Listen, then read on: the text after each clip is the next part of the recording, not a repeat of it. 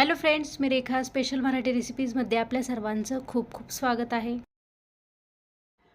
आज आपण बनवणार आहोत गुढीपाडवा स्पेशल अगदी सोप्या पद्धतीने साखरगाठी। तर साखरगाठी आपण या आप्पे पात्रात बनवणार आहोत। तर सुरुवातीला आपण या आप्पे पात्राला आधी तूप लावून घेऊया। आप्पे पात्राला व्यवस्थित तूप लावून झाल्यानंतर जाडसर धागा 2 पदरी घेऊन तो पाण्यात भिजवून तूप लावलेल्या ठिकाणी व्यवस्थित ठेवायचा आहे। धागा 1 पदरी घेतला तर तो तुटण्याची शक्यता असते, म्हणून इथं आपण धागा 2 पदरी घेतलेला आहे। व्हिडिओत दाखवल्याप्रमाणे धागा गोलाकार पद्धतीने ठेवायचा आहे। त्यानंतर गॅसवरती एका कढईमध्ये 1 कप साखर घेऊन साखर भिजेल एवढंच पाणी आपल्याला साखरेमध्ये घालायचं आहे, म्हणजेच अर्धा कप पाणी आपण साखरेमध्ये घालू। साखरगाठी बनवण्यासाठी साखरेचा गोळाबंद पाक तयार करून घ्यायचा आहे। साखरेचा पाक बनवण्यासाठी मीडियम फ्लेमवरती अंदाजे 3 ते 4 मिनिटे लागतात। साखर मेल्ट होऊन पाण्याला उकळी आली की यामध्ये आपण 2 चमचे दूध घालू। दूध घातल्यामुळे साखरेतील मळी वरती यायला सुरुवात होते।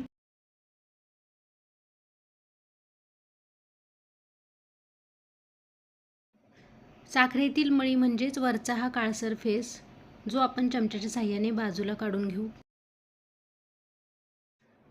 साखरेतील मळी काढून घेतल्यामुळे साखरगाठी ही पांढरी शुभ्र बनते।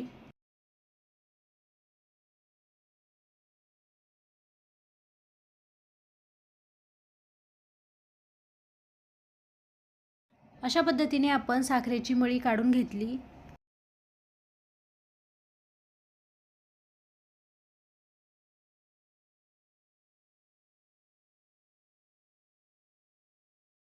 आता इथे अंदाजे 3 ते 4 मिनिट झालेले आहेत।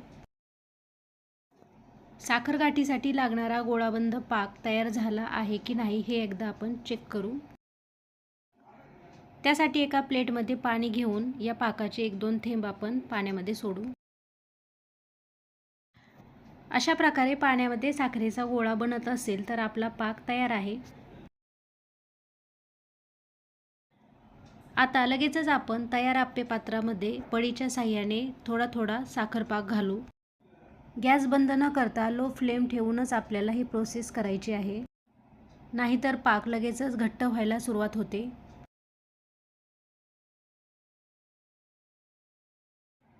जर तुम्हाला साखरगाठी कलरफुल बनवायची असेल तर तुम्ही यामध्ये खाण्याचा कलर घालू शकता। उरलेल्या साखर पाकामध्ये ग्रीन लिक्विड फूड कलर घालून छान मिक्स करून आपण उरलेल्या पात्रांमध्ये हे मिश्रण घालू।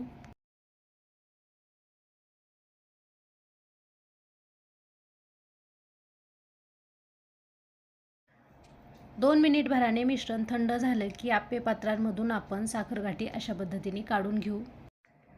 तूप लावल्यामुळे साखरगाठ अगदी सहजपणे निघते। अशा प्रकारे अगदी सोप्या आणि झटपट पद्धतीने इथं आपली साखरगाठी तयार आहे।